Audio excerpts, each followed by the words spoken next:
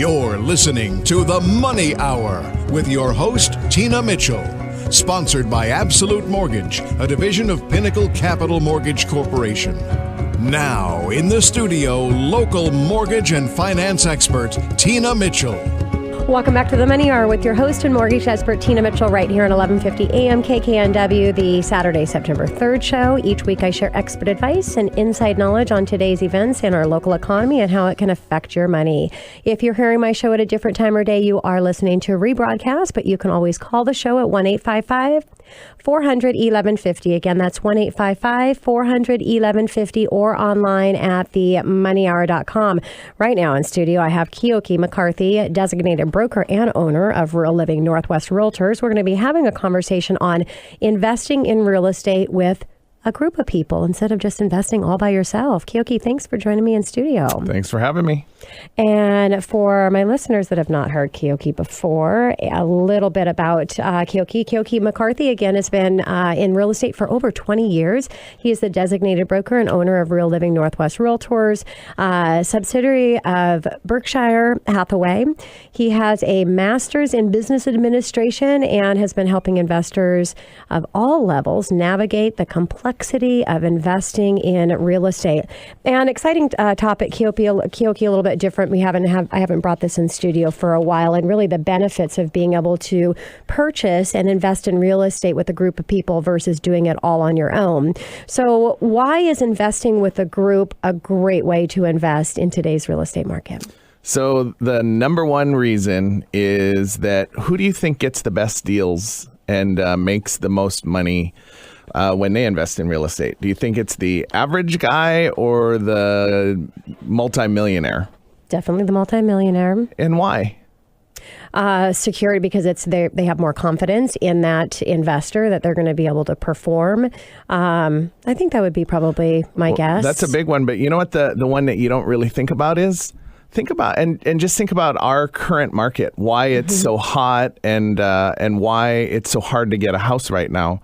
Because everybody can buy a $500,000 house. You don't even need much more than 20 grand probably, right? And so if all you need is $20,000 to buy an asset, of course it's going to be more expensive to buy it. And because there's all this competition. There's thousands of people competing all for the same thing. But when you get into the higher level things, there's not as much competition. And frankly, the higher it gets, the less and less competition there is. And so, if you can get to the level where you're negotiating with cities to buy blocks, there's like 5 guys. Yeah.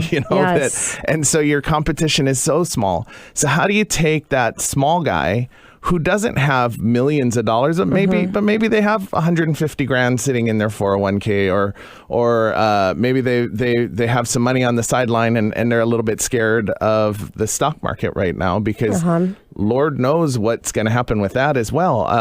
I've had the last building, so I put a group together, and the last building that I put together, almost all of them had money sitting there that they had pulled from the stock market and didn't know what to do with it. They're just like, I don't know. I'm scared to put it in. And everybody feels comfortable in real estate because if you look at the history of real estate, even, it always goes up and down. But when it goes down, it's always going to come back up. So as long as you're holding it, it's a safe investment if we continue following the historical what history shows of real estate. And it works for you, right? Yes. Some investments, like a stock, when you buy a stock, now some stocks have dividends, but many stocks, when you buy it, you're buying this shiny object and you're hoping that this shiny object will be worth more in the future. And it's the same with gold. You buy gold, you buy stocks. The money sits there, and everything you're doing is banking on that money, that thing that you bought being worth more in the future. But if you can buy something that works for you, that actually delivers money month in and month out, someone else coming in and making a rent payment for it. Absolutely, there's so much more value to that than just hoping that the market's going to take care of it. Yep. So it's two things. It's buying a property that will pay you to own it, but also getting out of the rat race. Quit trying to buy the $500,000 house that's going to get you, if you're lucky, these days, maybe it'll get you $2,500. Actually, you probably these days have to spend $600 or $650 on a residential house to get the $2,500 a month. And then the other thing that a lot of people don't think about is you're on the hook for property taxes and all the expenses. There's a lot of properties, especially if you can get into commercial properties that are higher priced, where the tenant pays for all of those things for you. So your return on investment can be so much better. A benefit being able to get in and buy these commercial properties or these buildings that you can have a group of people that are doing it together. Get out of, like you said, the rat race. Exactly. So what type of assets and down payment do you have to actually get into this? Do you need to have tons of money to do it? Well, we just did one that was kind of fun. It was one that I'm also an investor in.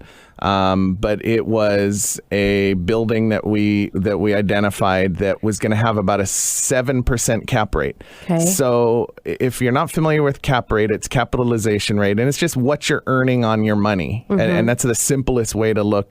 So today, if you buy that $500,000 house and you put a renter in, you're going to have to, even if you get 4% or maybe 5%, that's not counting any problems that you come up against, like if you need a new roof or if you need to paint or something a year or two from now. So you're lucky, and that's what you can get if you only have $100,000. Let's say that's about all. That's the only game that's out there for you, most likely.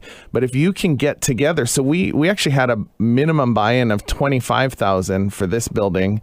And we ended up getting a couple people at 25, a couple people at 50, and a few more at 100. And we're able to put more than 50% cash. And then the seller totally gets it. If you're a seller and someone says, here, I'm going to give you half the cash for your building, and then we want you to give us a loan for the rest. They're in the same boat. If you give a seller $6, $7, $8, $9, $1 million right now, they don't know what to do with the money either. Yeah. So you're doing a lot of seller financing on this? So that's the ideal scenario, is because if we can get a group of people with cash together and find a seller who is smart, and this doesn't happen with houses, but it's way more likely in commercial buildings. Yes. Okay. You get in there, and we can convince this seller effectively that if they take this chunk of money, the worst thing that's going to happen to them is they're going to get the building back, and there's no way that it's going to be worth less than the amount that we've already given them. So they already know that they're comfortable owning it. They already know who the tenants are, everything else. So it's a real low risk to get a seller. They just most of the time want to profit something. They want to pull a little money because maybe they're moving it, but a good majority of the time they're willing to just keep the money in a loan, and you have a balloon maybe in 5 years or 10 years, or depending on if they're older, maybe they want it quicker. But if they're younger, they may take it over a long period. So how does that work? And when you're in the investment group, they're deciding whether or not they want to participate in each individual property that's coming into the investment group as an opportunity. Is that how that works? So we have multiple types of people. I have people that are in multiple properties and we always do it as tenants in common. So they have each person has ownership. We don't do like it's not trading a security. Okay. You actually own the building, and you so depending on what building, we have ways to get people into buildings that we already have, but we also have ways for people to get into a pool that just waits. And when we identify a property, we'll go and we'll put a hold on the property. We'll get it all agreed.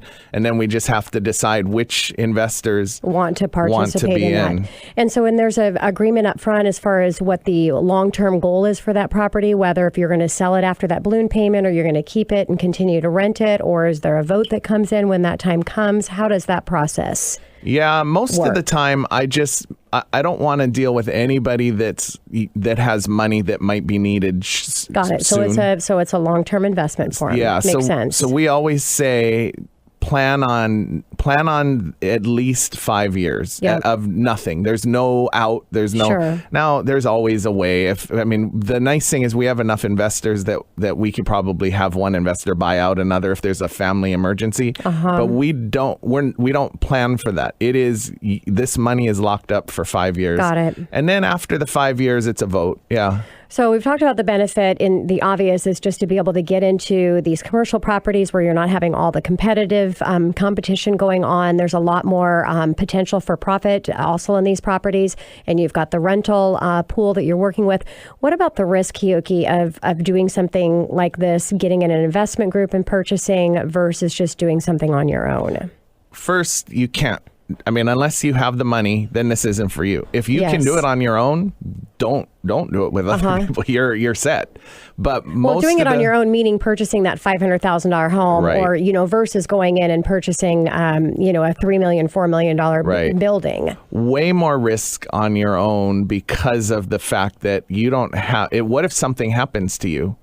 The nice thing about this is all the people in our groups, usually there's a few that have more money than they can use. Okay. And so that's a nice thing to have, because if one person gets in trouble, it's nice to have other people that can help out. Of course. The contract that we have between our investors, it's crazy. It's crazy long, and it thinks of every possible problem that could come up. It was written by a very well-known attorney in our area. And